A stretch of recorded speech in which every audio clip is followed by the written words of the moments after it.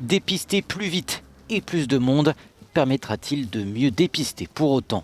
La France emboîte le pas de plusieurs pays européens et prévoit de mettre à disposition des établissements scolaires 1,2 million de tests antigéniques à compter des prochains jours.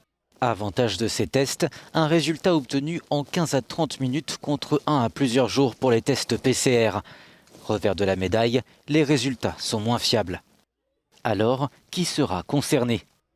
La mesure est réservée aux établissements dépourvus de centres de dépistage PCR à proximité et ceux où des cas de Covid-19 ont déjà été enregistrés.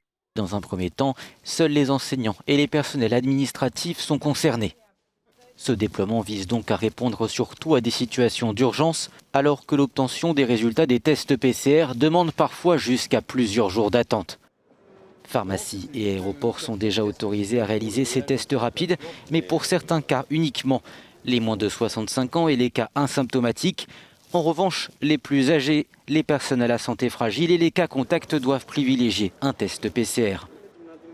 Le test antigénique apparaît donc davantage comme un outil de dépistage d'appoint. L'exemple de l'Italie incite à la prudence. La mise en place de ces tests rapides dès le mois d'août dans les aéroports puis dans les écoles n'aura pas empêché la pandémie de passer de 500 cas par jour à plus de 35 000 aujourd'hui.